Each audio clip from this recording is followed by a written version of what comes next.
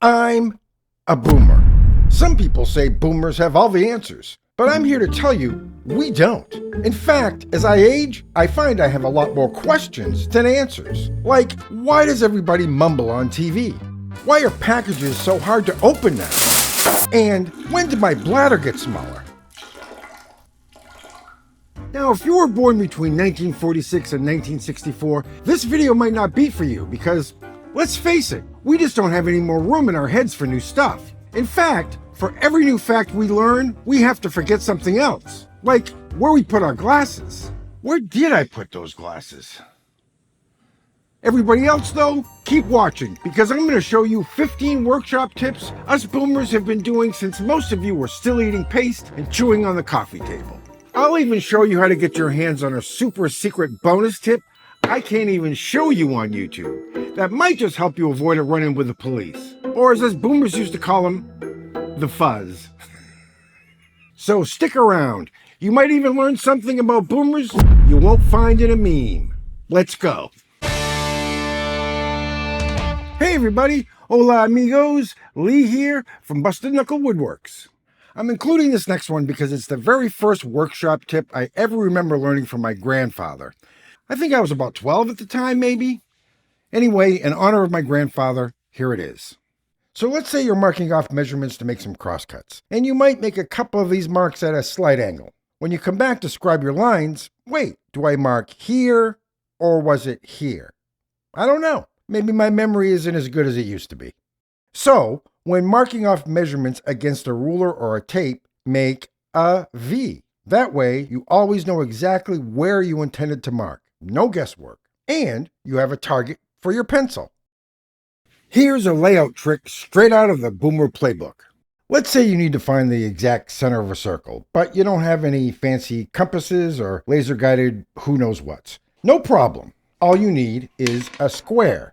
Yep, just a regular old carpenter square.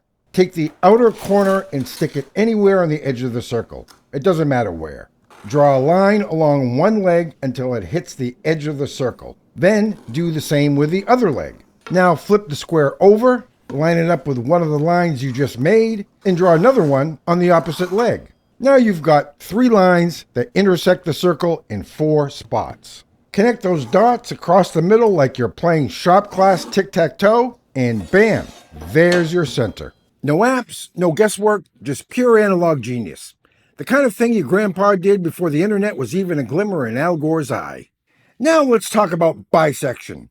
Bisection is just a fancy word for dividing something in half. At least that's what it used to mean. Maybe it's different now.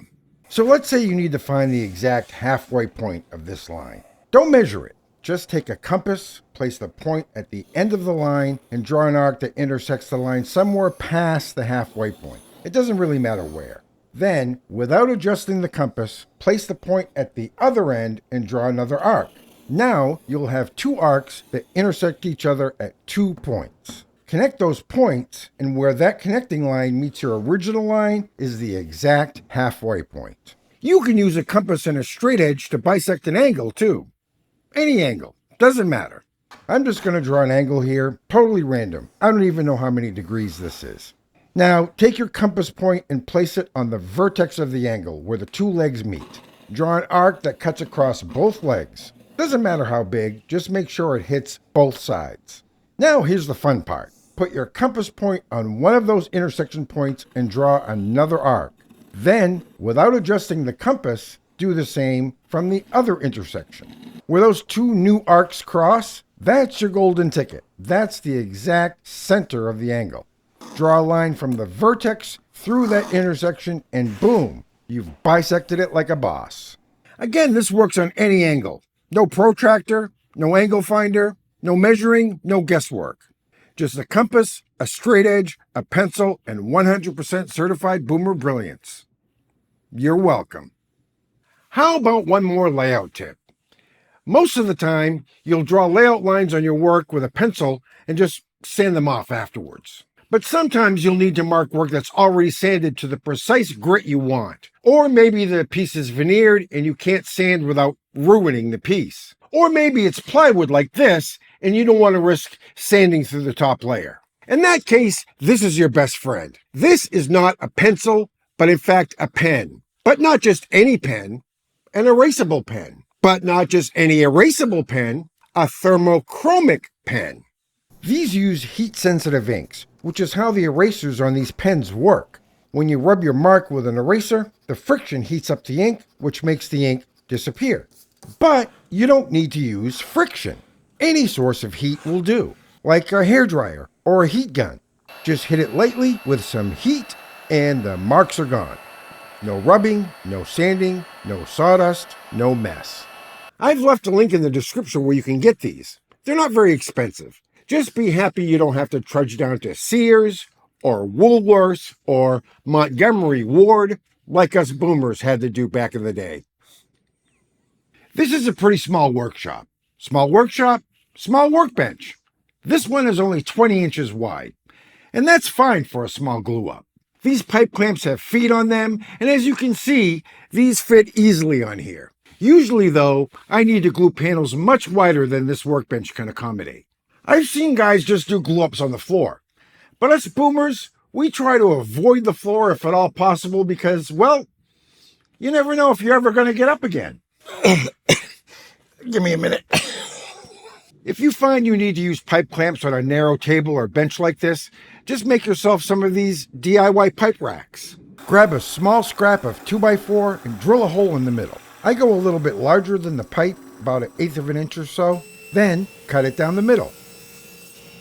And you've got yourself a cheap and effective solution that keeps your pipe clamps off your workbench and you off the floor. 2-part epoxy is very handy. It's cheap, it's strong, it's convenient.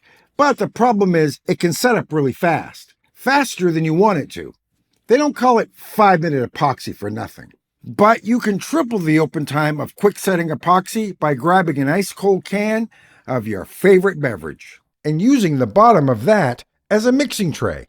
Now here in Texas, I find Lone Star beer works best. I haven't tested any other beers, quite frankly. And the best thing is when you're done, you're ready to take a break. Give me a minute. Boomer ingenuity. We're all familiar with CA glue, and if so, you know what this stuff is. Cyanoacrylate accelerator, commonly known as activator. CA glue cures when it reacts with moisture in the air or on surfaces. That's why it glues your fingers together so quickly. Give me a minute. CA glue is acidic, and exposure to moisture helps neutralize that acid, which causes the curing process. Activator is basically just a weak alkaline and a solvent base. The alkaline neutralizes the acid even faster, triggering a chain reaction that cures the glue almost instantly. The thing is, activator can run up to $20 a can, but you can make your own that works just as quickly. A little 2-ounce spritz bottle, isopropyl alcohol, and baking soda. Pour out about 1/4 cup of the alcohol. You could use water for this, but alcohol gases off a little faster, which is what you want. Just a tiny pinch of the baking soda. Not too much. Baking soda helps neutralize the acid even faster.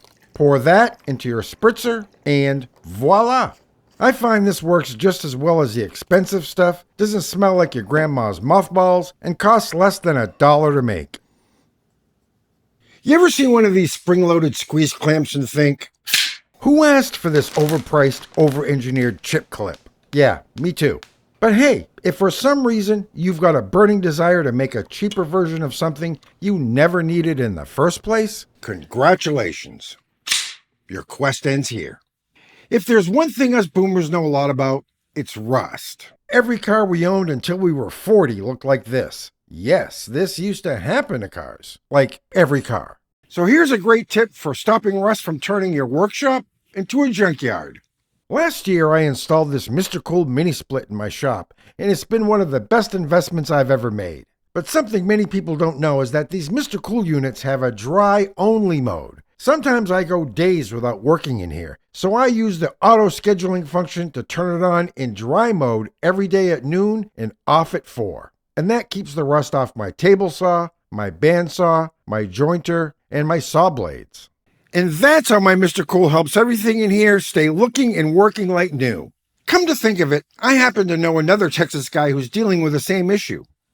Maybe I can impart a little boomer wisdom on a certain millennial I know.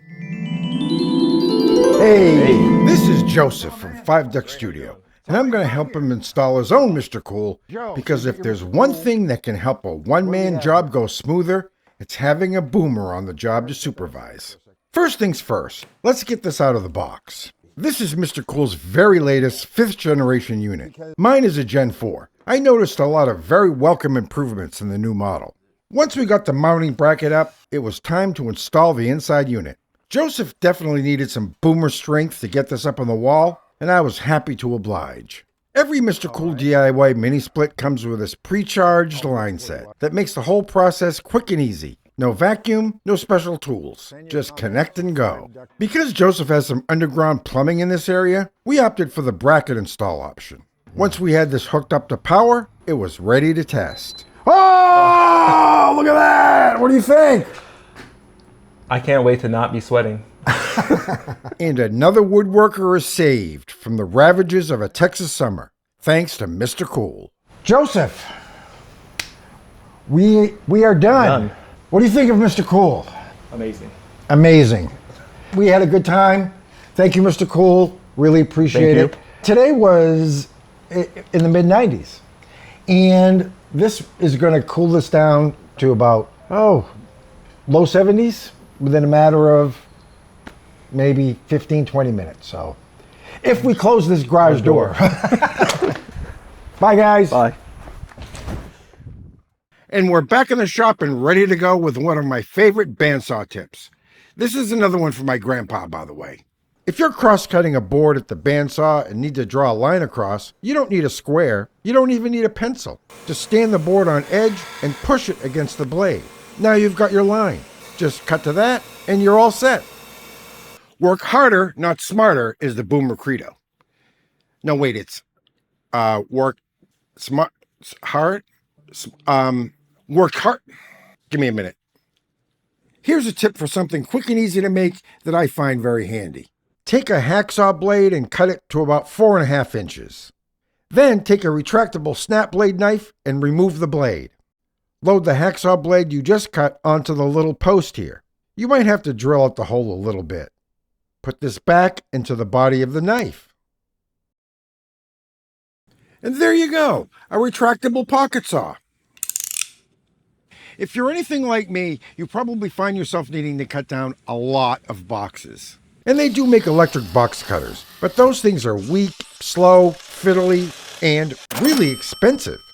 But did you know your oscillating tool is already a way faster, stronger box cutter than those? Just loosen the chuck, grab one of these utility hook knife blades, hook one end around the bolt, and tighten it down.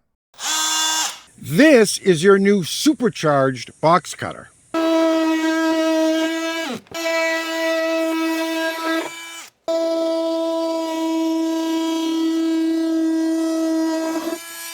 This can also cut carpet, leather, asphalt shingles, all kinds of stuff, which most of those other tools can't do. Boomers aren't about sending their social security checks to Amazon for no reason. Setting up a dado stack can be a little tricky. There are companies that sell very expensive tools to help you set up your dado stack. And if that tool happens to be red, it actually doubles the price. You know how that works. I've seen people use calipers for this and set the blades up on their arbor, but that's the hard way. But you can make something just as handy for only a couple of bucks. First, get yourself a 5/8 inch hardwood dowel. 5/8 is the standard arbor diameter for a 10-inch table saw in the US. Cut it to about 4 inches or so. You'll also need a brass sleeve with a 5/8 inch inside diameter and a 3/4 inch outside diameter. Affix that sleeve onto the end of the dowel with some super glue or epoxy. The 3/4 inch sleeve should fit into one of the 3/4 inch dog holes in your workbench.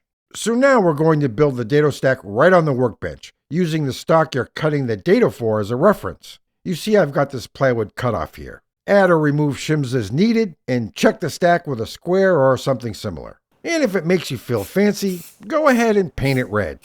I'll never tell. Us boomers know how to keep a secret.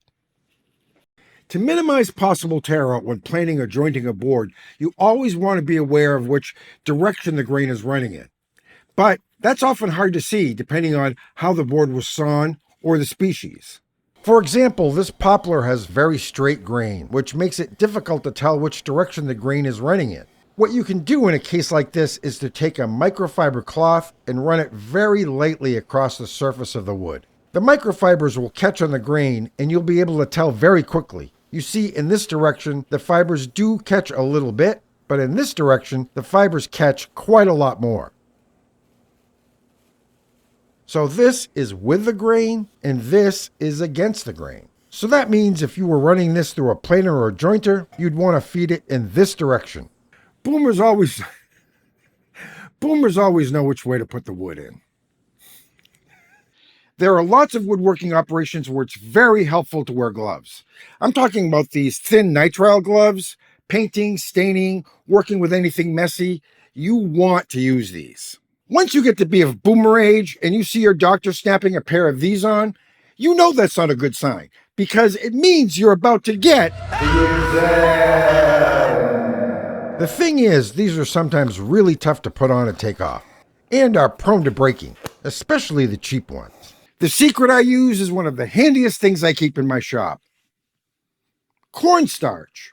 A little bit goes a long way. Just a pinch of this, rub it all over, and the gloves slip right on. And come off easily, too. There are actually all kinds of uses for cornstarch in the shop, especially on really hot days. Give me a minute. Now, I know I promised you a bonus tip. It has to do with what's in this can, but I can't show you this tip on YouTube. It would definitely get me into trouble. But this tip could keep you out of trouble. And I'm presenting this tip for free on my Patreon. Just go sign up for an account, which is also totally free at this link right here. Though if you wanted to sign up on the paid tier, it wouldn't hurt my feelings or anything. And you will find it there, so give it a watch and tell me if you would actually do it. I'm curious. I did it. It works. Give me a minute.